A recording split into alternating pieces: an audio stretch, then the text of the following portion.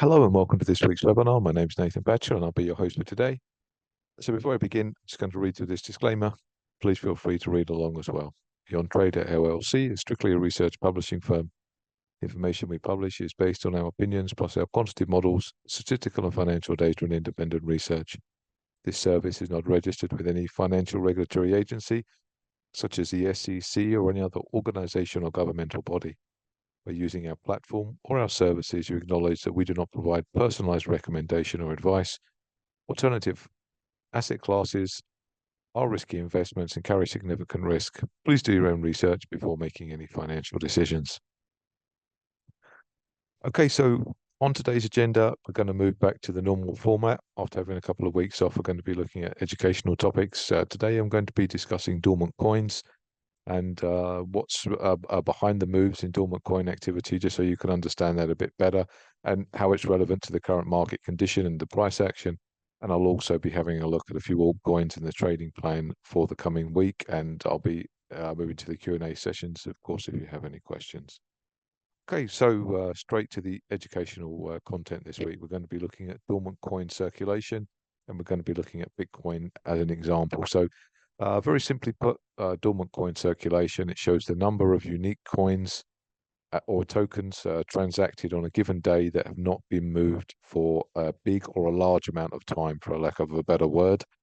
So we're seeing a large amount of activity for these coins that haven't been moved in a long time in order to get a real kind of sense that there could be a larger move, but more on that later on. So an example would be that dormant coin circulation, say, for example, coins that haven't moved for 10 years, which is obviously extremely rare, and we don't, maybe there isn't such a metric that goes back to 10 years, but that's just a broad example. I think most of the metrics that I've got expand out to around 5 years. But for an example, it shows how many tokens have not been moved for that time or were transacted during a day. So there's a couple of metrics that are used, but I like to look at the data from Sentiment.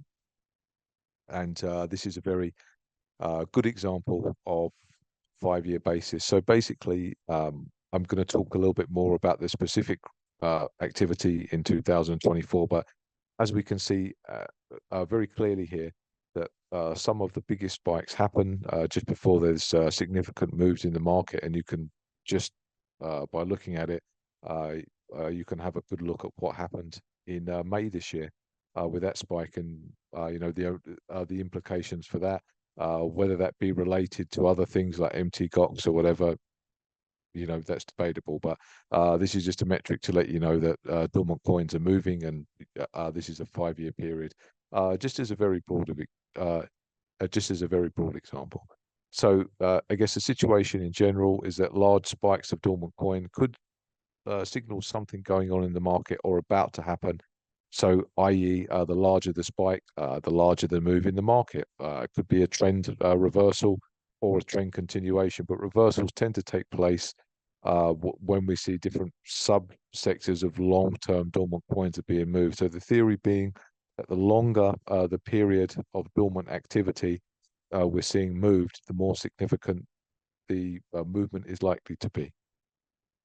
For example, if we saw a 365, a 2-year and a 5-year dormant activity happening all at the same time, it would indicate that the market probably knows something and that something big is probably likely coming down the pipeline. So if we have a look here, 365-day activity for Bitcoin, and every time that these spikes show up, you'll notice something, that there's when we can see the 3 largest spikes here on the graph, you can see not immediately, but maybe a couple of days or weeks after, then we get a big move, whether it be a counter move or a continuation move, but we do get large moves in the market. And so 365-day coin activity, if we were to discuss what's just gone on with Bitcoin, the obvious comparison would be that once we saw that large spike happen in May or towards the end of May, then this really signaled a larger down move in Bitcoin.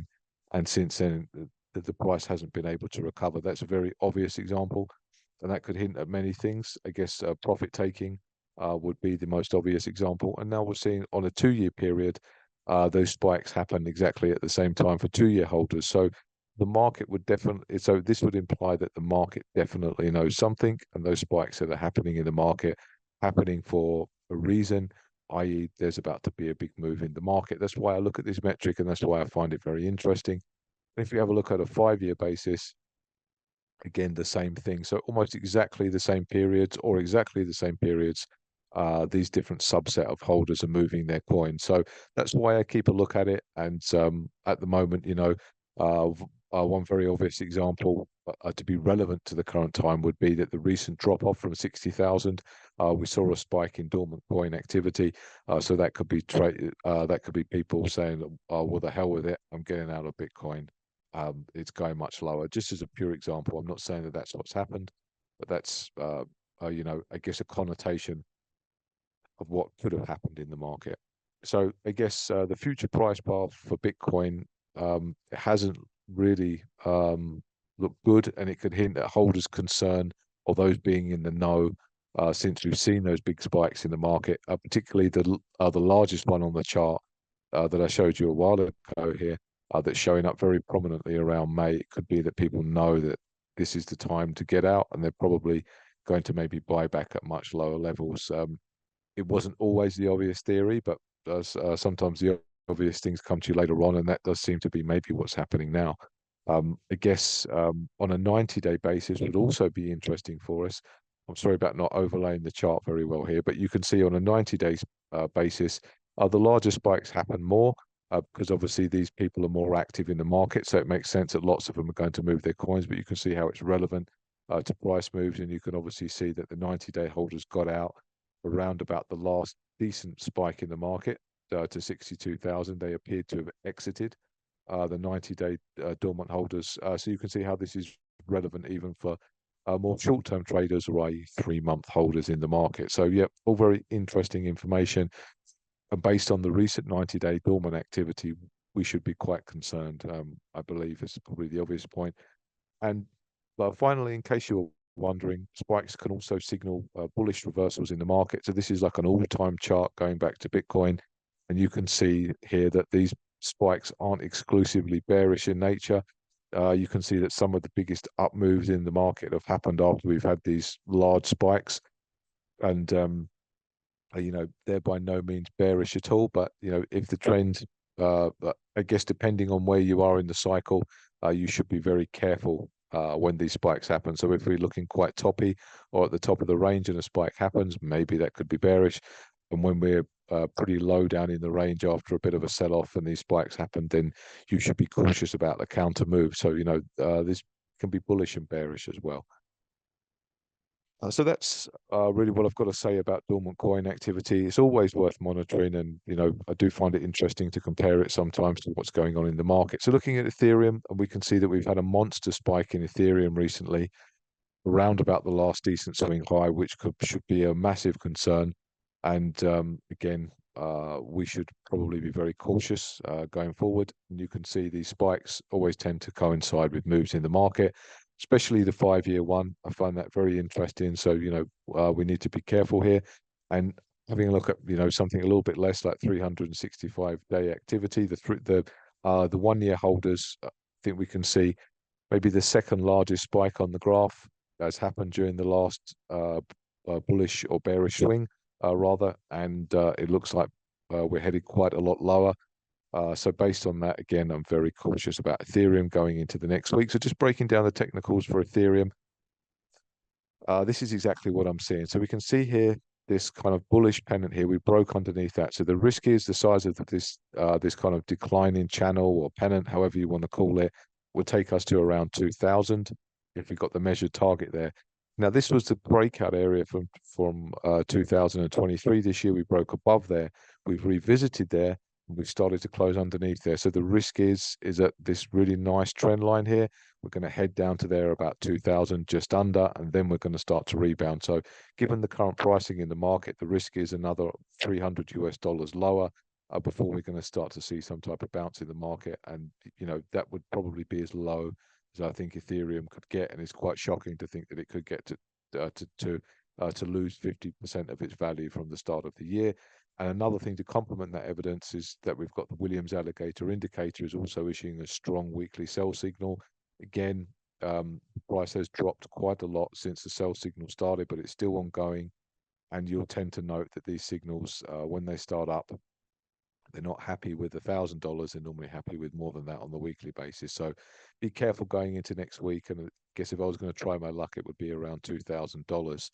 Looking at Solana, it looks very much like we're headed sub 100 US dollars. We haven't got a weekly sell signal yet, but we are underneath those kind of moving averages or bands, however you want to describe them. So going into next week, it doesn't look great. I wouldn't be surprised to see new low going underneath 100 US dollars, and that could be a decent buying opportunity. But if we broke underneath there, I very much doubt we're going to zero. So I'm kind of thinking that that would be the obvious bounce spot for Solano. Looking at Chainlink, I'm pretty shocked that it's lost all of its gains and it's moving back into towards that breakout trend line from last year. I was very confident this was heading higher. It's funny how the market pans out. We've got a weekly sell signal on this as well. So if it slips underneath the range, expect some more heavy selling, and the risk is that we go sub 8 US dollars, and there's a bit of a disaster all round for Chainlink and I guess the rest of the market. And if we look at XRP, it's one of the only coins that doesn't look too bad at the moment. It might not even break the lows from May. It's had a false breakout above the trend line, and the bands on the alligator indicator are basically flat lying, indicating that the trend is neither bullish nor bearish. So this is one coin that's probably worth snapping up. But the false breakout is so frustrating on there. If you look at the crypto total market cap, it looks like we're going to 1.5 trillion. So do be aware. If we look at what altcoins are saying and what Bitcoin's saying, it looks like Bitcoin is going to take it on the chin more than most of these other coins.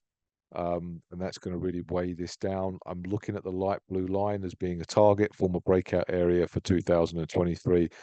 A revisit of that and a bounce would make the most sense to me. So going into next week, there's still scope for significant losses. And yeah, obviously, I'm sorry for the bearish commentary today, but I guess it's not my job to lie to you. It's my job to tell you what I'm seeing in the market. So that's kind of where we are going into next week. I think the positive is if you have some spare capital, then there could be some good buying opportunities. But obviously, the negative is that things look pretty bad going into next week. Okay, so I hope you enjoyed today's webinar. I look forward to seeing you again on Thursday. Let's see what pans out. And I'm getting a request here to look at AVEX and Track. Of course, I will. No problem at all. And yeah, thanks for that. And I'll bring them up next week. Thank you, and I'll see you soon.